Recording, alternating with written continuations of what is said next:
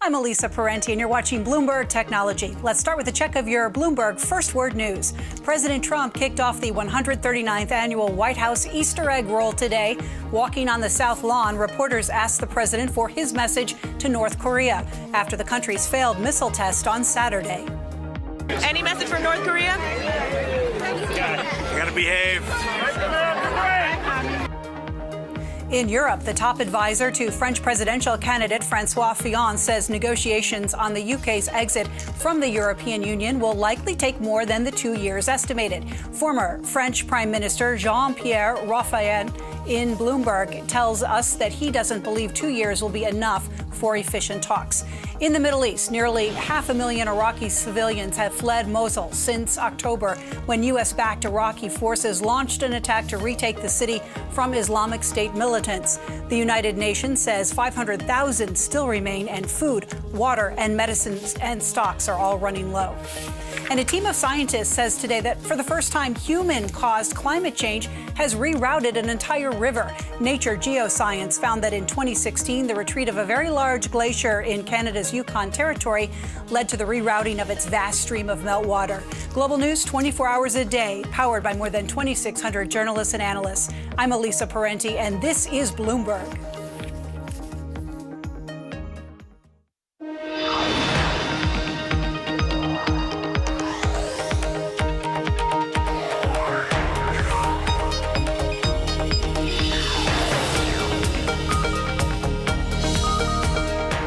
I'm Caroline Hyde. This is Bloomberg Technology. Coming up, well, Netflix kicking off tech earnings and subscriber gains in the first quarter fall short. We'll explain what's behind the slip. Plus, Uber has lifted the veil on its finances for the first time. We'll run through the ride-hailing giant's closely held numbers. And one man is spending millions to get Elon Musk to break ties with President Donald Trump. Why? We'll hear from him ahead. But first, to our lead. Netflix shares initially fell in after-hours trading off the back of the company's first quarter earnings report. But now you can see on my terminal shares at one point falling below $140. That was post-close. So if you type in GIPO on your Bloomberg, you can get the post-bell trading. We're back up above the low line now. We're up 1.2%. So shrugging off those initial concerns, focusing in, of course, on the customer additions initially, and the numbers, well, they were below what analysts had been expecting for the first quarter. But then the second quarter looked a little bit stronger. Let's have a little look at the first quarter, because the streaming giant added 4.95 million customers in the quarter, more than 500,000 behind consensus estimates. Joining us now for more on these results, Andre Swanston, CEO of True Optic, a company that collects data on streaming viewership.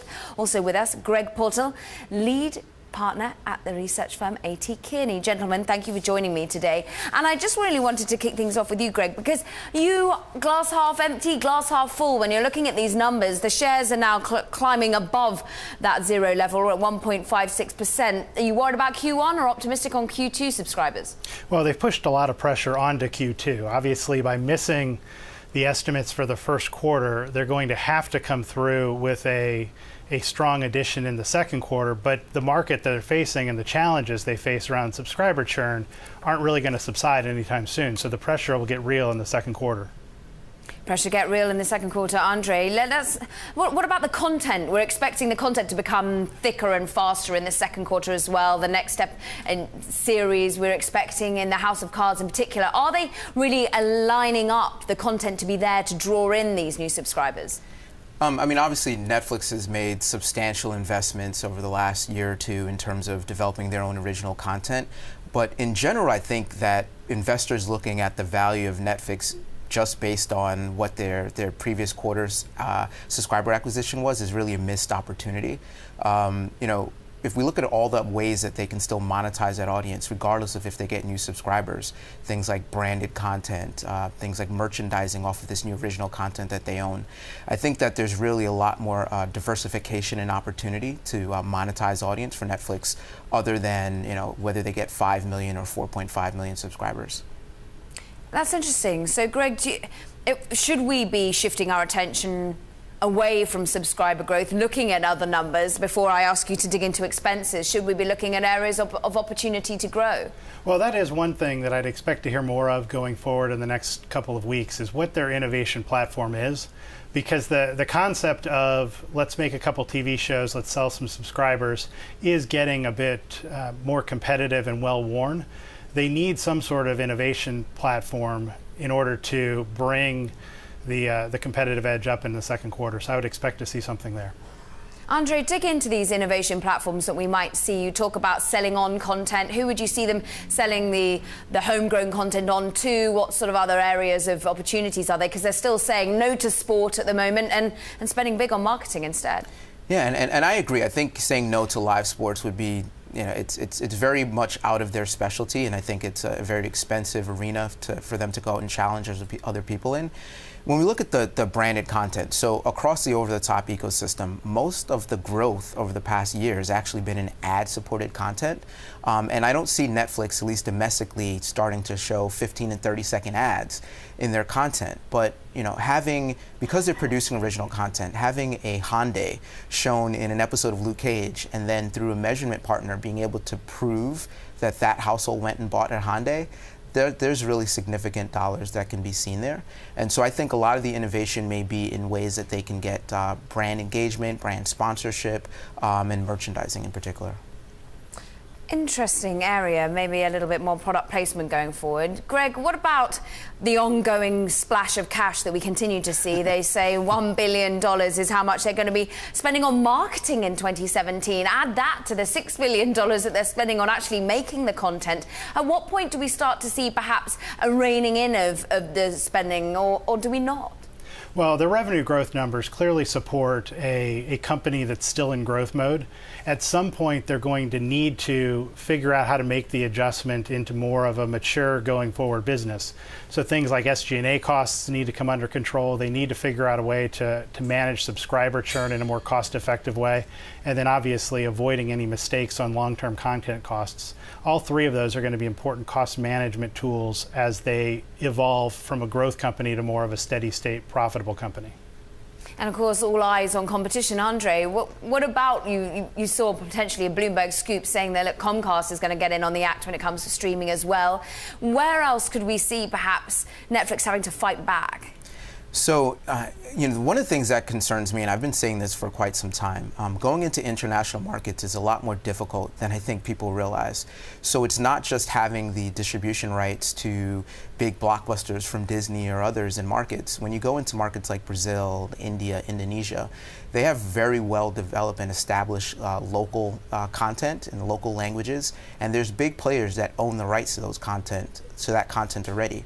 So the pressure to produce original content in multiple different languages for different genres is going to be astronomical, and not to mention the domestic pressure that they're getting from the telcos and MVPDs that are coming into OTT more aggressively.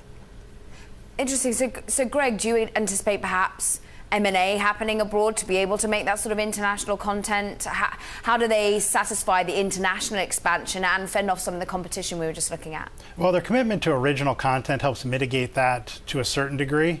One of the bigger challenges that's probably not as appreciated going internationally is the challenges they're going to have with subscriber acquisition and how they use consumer data. A lot of their programming, a lot of their marketing is driven off of the data they're able to collect on consumers. Internationally, those direct marketing channels and those data usage rights and laws are much different. So that's probably going to be a bigger content challenge for them than just the acquisition of content and television shows. Fascinating conversation with both of you. I wish we could dig in for longer. Andre Swanston, CEO of True Optic, and Greg Portell, lead partner at A.T. Kearney. Thank you very much for both of your time today. And let's do a quick check on US stocks other than Netflix. Both the Dow and the Nasdaq turned in their best performance since March the 1st today.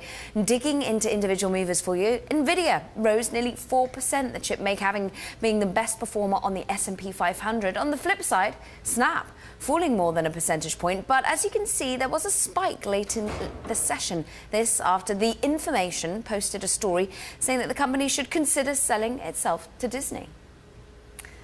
Now, another key story we're watching for you. Verizon may throw its hat into the ring with a bid for Straight Path Communications. That would challenge the $1.6 billion offer its rival AT&T already made for the company. Now, Straight Path holds spectrum licenses needed to power 5G wireless for faster internet speeds. Shares of the company hit a record in Monday trading. Coming up, a murder out of Cleveland has gained widespread attention after it was posted on Facebook. We'll explore how the company is navigating the posting and sharing of violent acts. This is Bloomberg.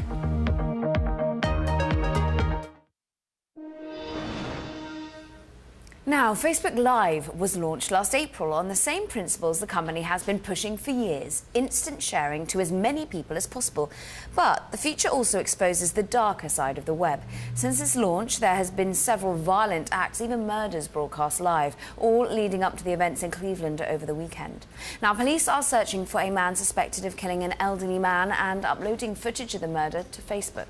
A Facebook spokesperson said late Sunday that the video was recorded and uploaded, not streamed via Facebook Live, as police initially reported, but it took several hours before the video was taken down. So how can the company, with more than 1 billion active users, navigate and enforce use of its platform? Here with more, Sarah Fryer, who covers Facebook and other social media companies for Bloomberg Technology.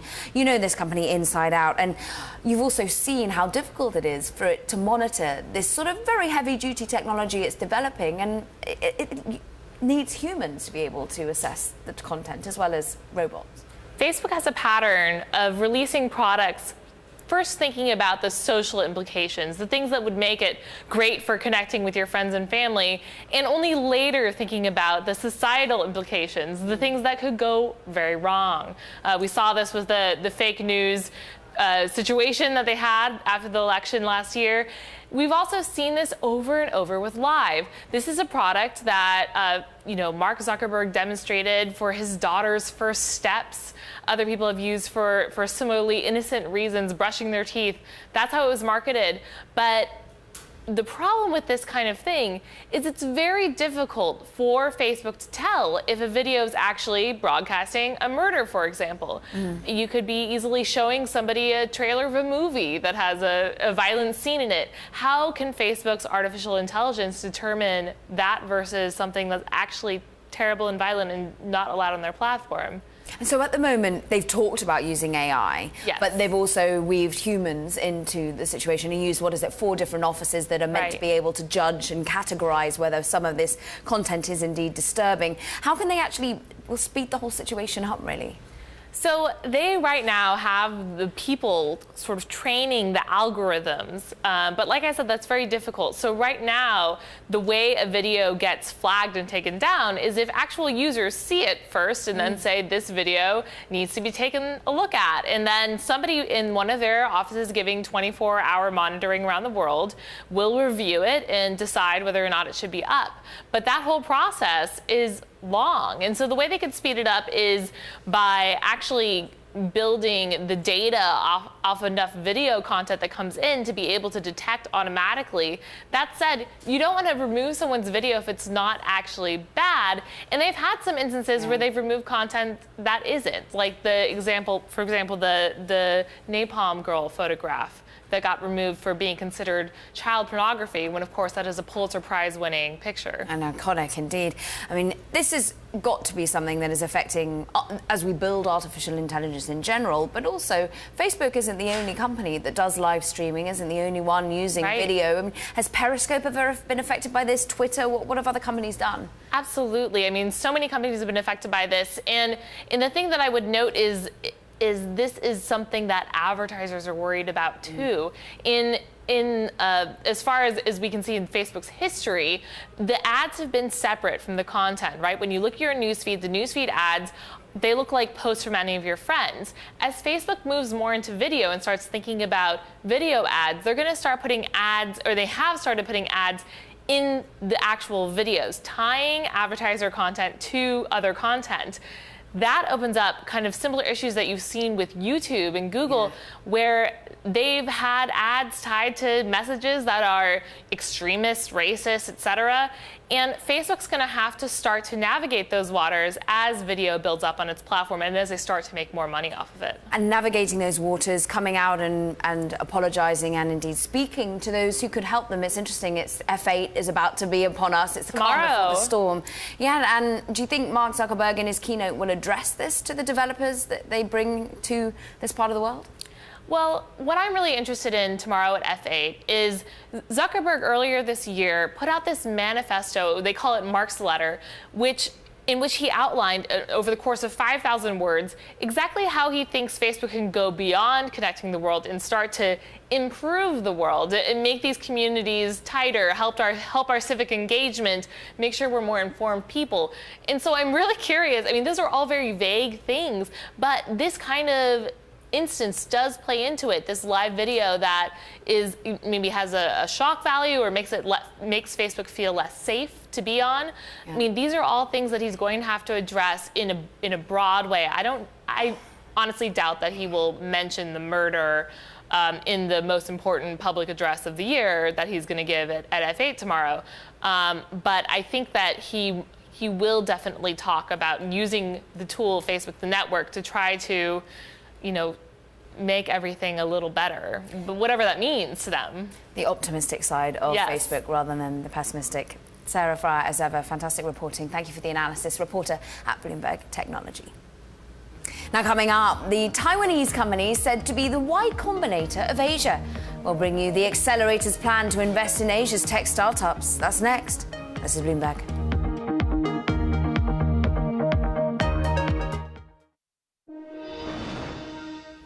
Now, a new development in Ant Financial's bid for MoneyGram. MoneyGram shares surged more than 6%. That's after Jack Ma's financial services company raised its bid for the US-based payments firm by 36% to about $1.2 billion. But Euronet, which has a competing offer, is reviewing Ant Financial's amended offer for the company, saying it continues to believe US regulators will thwart the Chinese firm's bid for the Dallas-based money transfer company.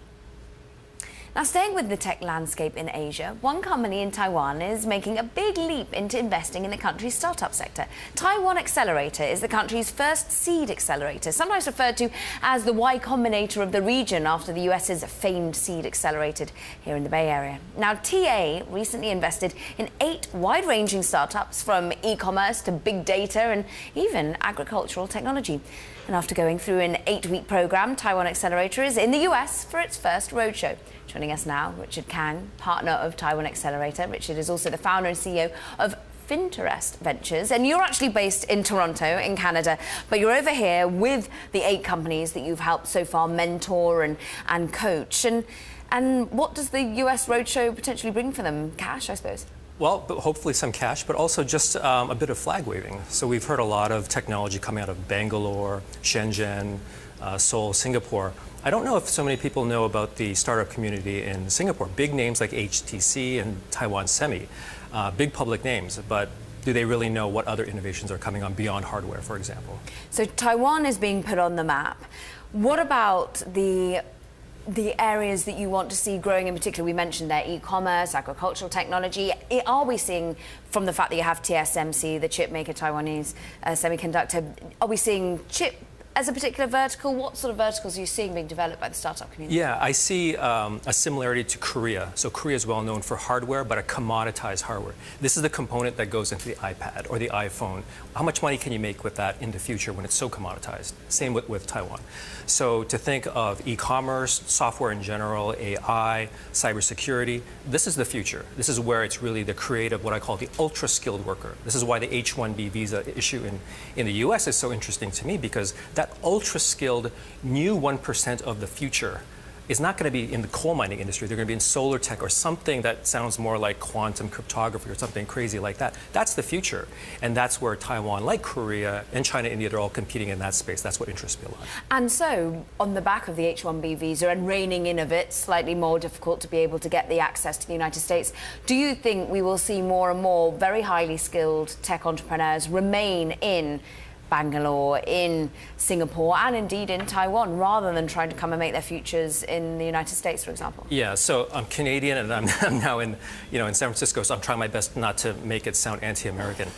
It really is not about the demise of the U.S. It really is the rise of others. So when I say something like there will be another Wall Street, not there might be, there will be another Wall Street, there will be another Silicon Valley, it's not because the U.S. is crumbling. Nobel Prizes, Ivy League, space program, everything that the U.S. stands for is excellent, right? It's just that others are starting to copy what is excellent about the U.S. So they're universities, they're incubators and accelerators. That's what's happening now. So when you think of these companies that are inventing new technologies in agritech, that's what the U.S. should be thinking about. That's what Trump should be thinking about. What can we use for infrastructure buildup that is in the technology space? Things like that. Why can't this brain trust come out of Asia, Africa, anywhere else? And the brain trust that you're fostering, tell us how you've perhaps taken a leaf out of Y Combinator's book, but you're an accelerator, a seed accelerator. What do these companies expect and gain from you when they come on your program? Right, so they have some global expertise from Westerners and those who are local, but they also have a different point of view because they know that they're very close to certain markets like China. So a company, for example, just to tout one of ours, TSSE, Agritech company, which you mentioned, Agritech. So I met the professor talking about pheromone technology. I was pretty good in bio, but I didn't really understand what he was saying, but I did understand the potential for China. So you're building some kind of canister that will attract insects so you don't have to crop dust or throw pesticides on a crop. That means that that's going to yield more in terms of quantity, but also yield more in terms of dollars because that's an organic product now, right? And China has a 5-year plan, and of their 7 things on the list, one is environmental protection, which is not just global warming, but clean stuff overall, clean water, clean air, clean food. And you have also an educated consumer that's saying, I don't like tainted milk, problems on the front page news again. And so this kind of product is what they're demanding. You're kind of hitting a lot of keywords with just this one company. It's interesting. You've done the accelerator in Taiwan. You're looking to expand across Asia. What about the geopolitics within the area? I mean, we're just looking at, very sadly, what's happening in North Korea, South Korea, that puts under pressure. We're looking at, sometimes relationships between Taiwan and China aren't always the strongest. How do you navigate all of that, or does that not stop entrepreneurship in any way? Yeah, I'm glad you asked. So in my previous life, I co-founded and managed a family of ETFs focused on emerging and frontier markets. And we made a conscious decision not to include South Korea, Taiwan, and Israel, even though at that time some of them were considered emerging markets. We thought they were developed markets. All 3 countries, Taiwan has Chinese missiles kind of pointing in that direction, Korea has North Korean missiles pointing in that direction, and Israel has missiles from everywhere pointing in that direction. Somehow, they were able to create the cell phone, or modern telecommunications, hardware. Most of the technology that we have in our pocket or inside our house comes from these 3 countries. So we can't say that because someone's pointing weapons at them, that they don't strive hard to make a better living for themselves in their country. Geopolitics or not, it looks like growth is happening in Asia, and we'll keep a close eye on Richard Kang, who's partner of Taiwan Accelerator, and indeed growing across Asia. Thank you for joining us, Richard. Now, coming up, the inside track on Uber. We dig in to the privately held company's financials. This is Bloomberg. I'm Elisa Parenti, and you're watching Bloomberg Technology. Let's start with a check of your first word news. Treasury Secretary Steven Mnuchin says getting the goal of getting tax legislation passed by August is, quote, highly aggressive, not realistic at this point. In an interview with the Financial Times, Mnuchin says the legislation is being delayed because of the setbacks in passing healthcare reform legislation. U.S. Supreme Court Justice Neil Gorsuch hit the ground running. A week after being sworn in, Gorsuch took the bench for the first time today, filling the space next to Justice Sonia Sotomayor to hear arguments in 3 cases, with another 4 scheduled to follow later in the week. In Asia, questions are being raised about just how much influence China has over North Korea's leader, Kim Jong-un. According to people familiar with the situation, North Korea snubbed senior Chinese diplomats this month as tensions mounted with the U.S. The North Koreans ignored requests for a meeting from China's foreign minister and its top envoy for Korean nuclear affairs.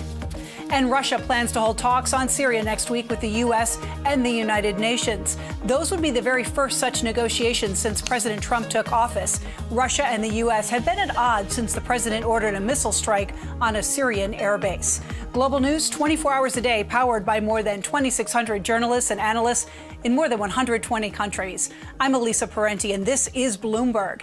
It's just after 5:30 p.m. here in New York, already 7:30 a.m. in Sydney. I'm joined by Bloomberg's Paul Allen. He has a look at the markets. Good morning, Paul.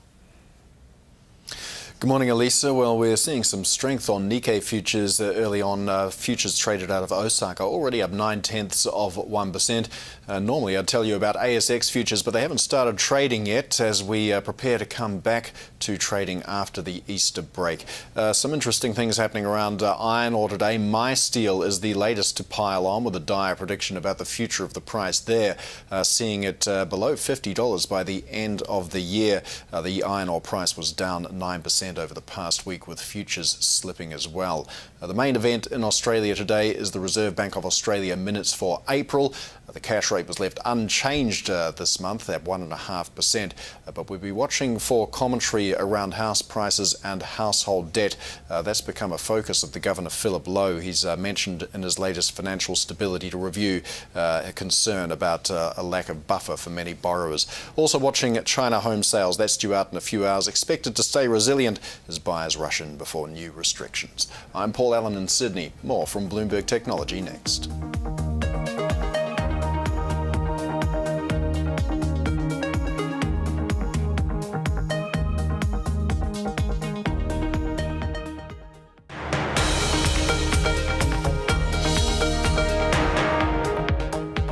This is Bloomberg Technology. I'm Caroline Hyde. Now, Netflix reported slower growth than forecast in the first quarter, held back by a lack of big releases like Stranger Things that generate fresh subscriber sign-ups at home and abroad. But it did offer up a more optimistic picture for the current quarter. Joining us now for more from Los Angeles is Bloomberg News entertainment reporter Lucas Shaw, and that might be why we're seeing a recovery in the share price, the optimism for the second quarter, Lucas. I'm looking at my Bloomberg. I've dug into a great chart, BTV 83, if the terminal users want to get into it. We do see share volatility on the day of earnings when we see, well, the day after we see them drop. So perhaps no surprise if we see some swings in the share price. But what's the most important headline from your perspective?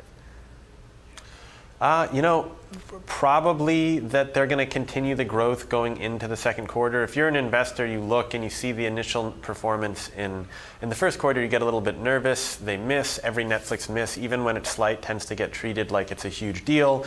That would typically send the stock going down, and that's probably why for the first 45 minutes, first hour it was. And it's recovered probably because people thought about it a little bit more. And realize that the thesis is pretty much unchanged. In quarter two, you're going to see better growth than they've had historically. One other theory that had been tossed out was that some of the people who maybe shorted it going in tried to cover it later in trading. But it's really, as you say, a mixed bag for Netflix's quarter. You often come out of a Netflix earnings report with a very clear message of, oh, this was a really good quarter for the company, really bad quarter. For the past couple of years, it's been mostly good.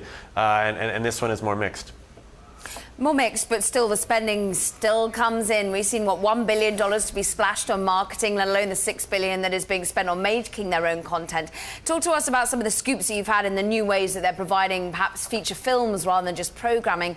Does this future look bright in terms of the way that they're using their cash? Yeah, well, Netflix said in this release that they hired this guy, Scott Stuber, to oversee their film division. Netflix has made a handful of original movies over the past couple of years. They actually admitted in the release today that one of them, this sequel to Crouching Tiger, Hidden Dragon, a movie that you may remember from several years ago, did not do particularly well. Netflix doesn't customarily call out any individual program as not doing well, but they did here because their feature film initiative has been a little all over the place. And so they brought in this guy, Scott Stuber, who's made a bunch of movies like Ted, to try and bring some order to that.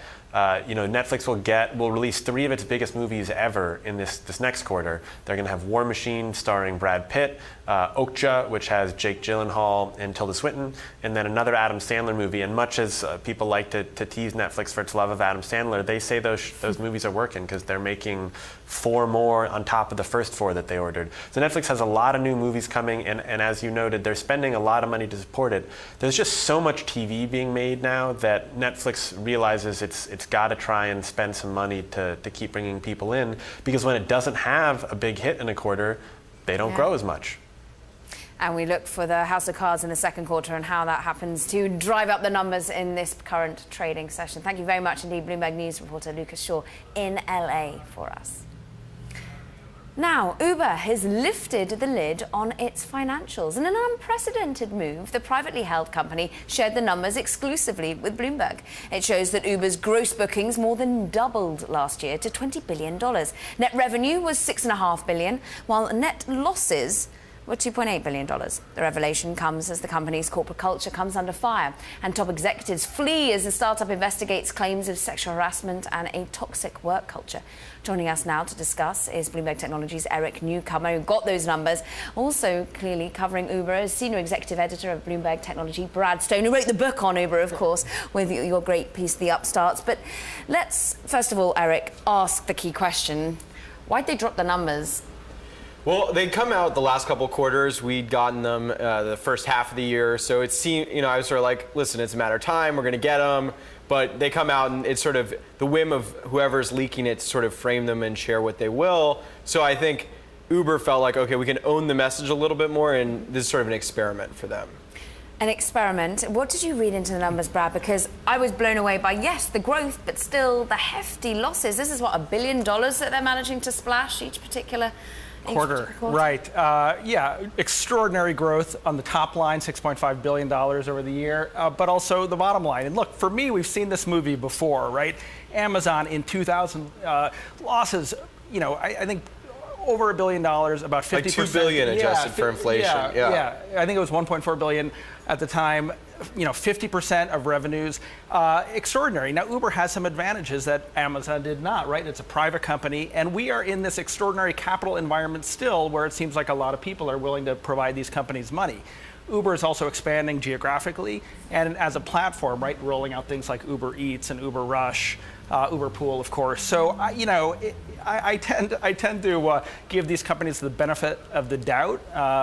Obviously, it's got to grow into that loss a little bit and continue to show the top line growth. We were just hearing from Netflix that, sometimes you need to splash the cash to be able to keep up with competitors. What interested me is how murky some of the numbers are when you're looking at them. Eric, talk to us through about, because the losses don't actually include stock compensation, certain real estate investments, automobile purchases. I mean, how much bigger could they actually even be? Yeah, Uber refers them to as EBIT losses. It's $2.8 billion, not including China. They lost at least $1 billion last year in China.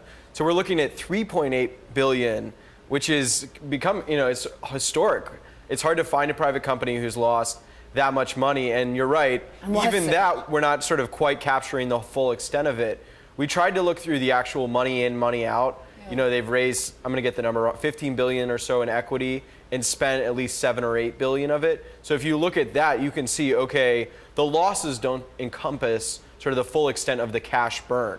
And then just to add on to Brad's point, I mean, Uber would say they're experimenting in parallel rather than in serial, like some companies. They're doing Eats, autonomous, everything at once because they, investors are providing them the opportunity. So whereas Amazon's been aggressive with its cash flows, Uber's been able to try and do it all at once, and that's what happened. Of course, after the 2000 .com spending, Amazon laid off like 15% of its workforce, so there are dangers to going as big as Amazon did then. How much should we read into saying that, of course, Eric, they're saying that investors have given them this cash, they're able to put it to work, and one of their investors is indeed Jeff Bezos. How much do you think he actually says, look, sometimes always promise jam tomorrow because you need the jam today and you should keep on spending?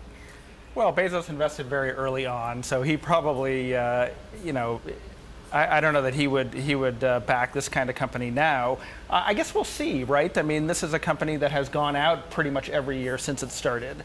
And, you have the public scandals, of course, over the last couple of months, and these numbers, which maybe aren't for the faint of heart. I think we'll see fairly early on if they do go back and raise capital and what that valuation is. I mean, companies like Ola in India have taken down rounds. So it doesn't seem like the same optimism is quite here around ride-hailing. If Uber can go and raise more money at an even higher valuation, or maybe we see a public offering in the next 12 months or so, then we'll see how investors are reacting. And this is something that perhaps has been pushed into slightly longer grasp because of all these scandals that have encapsulated Uber. And maybe this is in some way trying to distract us from that. Eric, is that your viewpoint? And also, yet another push for Uber to allow tipping in New York and California. Do you think that will be allowed? Why won't they allow it? I don't think it's a sort of outright distraction attempt. I think they do need to reassure employees, investors, sort of partners that this company isn't imploding, and they definitely think the numbers reflect well. I mean, their view is that the per ride losses are going down, bookings are going up, losses are staying flat, and that's what you should value them on, and that's sort of what they're going to be looking at. On the tipping issue, I've personally in our newsletter said I think they could launch tipping this year. They want to do it in a situation where they would get credit for it, and they want to do it in a way that's palatable to them. They're a tech company. There are lots of different ways they could sort of mess around with in-app tipping. So I think it'll be interesting to see how they react. I noticed in our story, Uber wasn't totally disowning the push here, so it'll be interesting to see whether they let New York be a test case, or maybe they haven't resisted yet, but there's definitely soul searching within the company about how to handle tipping. And soul searching in the company to handle many, I think, of late. Exactly. Great to have such analysis, of course, with you both. Thank you very much indeed, Brad Stone and Eric Newcomer. And of course, you can always go and read their stories online as well for all sorts of in-depth coverage on this startup. Now, AOL co-founder Steve Case appeared on Bloomberg Surveillance Monday for a wide-ranging conversation about the tech scene. Speaking with Tom Keene, Case was optimistic about future growth. Have a listen. Silicon Valley is great, but that's where venture capital started. There's an ecosystem there that's well developed. It will continue to be great, but we have to figure out ways to support entrepreneurs everywhere. And Case also discussed a hot-button issue facing tech, U.S. immigration policy. We need to make sure we are welcoming to people while still enforcing our laws, and that's particularly important in the technology sector, the innovation sector. That's where a lot of 40% of the Fortune 500 companies were started by immigrants. 50% almost of Silicon Valley companies were started by immigrants. So we need to figure out how to strike this balance. Now coming up, one man is spending millions to get Elon Musk to dump Trump. What's behind his campaign? Next.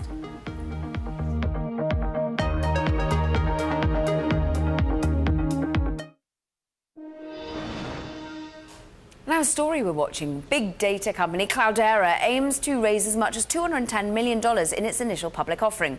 The company, which is backed by Intel, is marketing 15 million shares at $12 to $14 each. Now, Cloudera will list its shares on the New York Stock Exchange under the symbol CLDR. Now, one man is doing everything in his power to break Elon Musk's ties with President Donald Trump. Doug Derwin, managing director of Triage Ventures, is preparing to spend millions on a campaign he's calling Elon Dump Trump. We caught up with Derwin and asked, what the best possible outcome would be. Take a listen. Well, I'd like him to step away from the boards. I think the idea that Elon Musk or anyone else can whisper into Donald Trump's ear and get him to suddenly change his position on climate change is naive. It certainly has not happened so far, and the likelihood that it's going to happen in the future, I think, is about zero. In fact, I met with some of Musk's top people who tried to dissuade me from this campaign, and I said, okay, look, if you can tell me something that he has accomplished, something that he has gotten Donald Trump to change his position on, I'll back off. If you're actually making progress, I'll back off. They had nothing. So Elon Musk's people, and therefore Elon Musk, probably already knows about this campaign and has yet to respond to you in any way? Well, they responded in that they tried to persuade me not to do it. That was pretty much the response. It also, I got a sense that they felt it was out of bounds for anyone to criticize Elon Musk on climate change. Would you put your money after the campaign goes live? How else do you want to see a change come about from the administration in their relationship to climate change? Because if you feel that Elon Musk cannot in any way whisper words into Donald Trump's ears, what do you then do for the next 4 years or even longer? Well, Donald Trump is not an emperor. He's not a dictator. He couldn't even get health care through. And there is a lot of opposition to Donald Trump on climate change. There's opposition coming from state governments, from the courts, from Congress, and from the employees of the various agencies. That opposition will determine how much of Donald Trump's agenda he can get passed. He can get through at the EPA and at Congress. And that's extremely important. That opposition requires public support. It requires the public to come out in opposition to Donald Trump's climate change policies. That will energize the opponents of those policies in all the various institutions. And that requires leadership from those who are important, who are recognized as important on climate change, and that's Elon Musk. If he speaks out, the opposition to Donald Trump will be energized. There will be more pushback than there otherwise would be. Donald Trump will get less of what he wants in cutting back the climate change regulations, and we will have less greenhouse gas in the atmosphere in 4 or 8 years. That was Managing Director of Triage Ventures and founder of the Elon Dump Trump campaign, Doug Derwin. Joining us now for more is Bloomberg Technology Editor Alistair Barr. You edited this piece that's on the Bloomberg right now and on .com. $2 million this man is willing to spend. And do you think people are listening? I think people might listen now. They certainly stopped listening in the last few weeks, I would say. Initially, when Elon joined the advisory council, there was quite a lot of concern and protest about it, and now it's died down. So I think this is Doug's effort to try and get the protests going again. And when you were looking at the background to Doug Derwin, I mean, it's a successful career. He was a lawyer. He's now a VC. He had cash that he was going to put into a Tesla, and then decided he was so angered by the relationship, he decided to renege on that particular purchase and spend heavily in media even. What do we expect to come of this campaign? Because we're going to see bits put out in the press, on television, and in newspapers. Well, I think he kind of came from nowhere. He was an IP lawyer, which is pretty straight-laced, and I think this is really he seems to has become obsessed with it. It's very, very quixotic, and I think we'll hear whether it's having an effect, whether people actually respond. So one particular really interesting idea is to go to college campuses, set up information booths, and try and steer young engineers away from joining Elon Musk companies. Tech companies would hate that type of thing, and if anything happened where that gained momentum, that would probably be very damaging. So clearly we'll see how much it affects the brand of Tesla, of these companies, and indeed of Elon Musk himself, and await his response. Great editing, great piece. I urge our viewers to go and read it online. Thank you very much, Bloomberg Technology's Alistair Barr and Ashley Vance, who authored the piece, of course. Now, developers across the globe are gearing up for Facebook's annual F8 conference. We'll hear from the company's head of partnerships about what to expect. This is Bloomberg.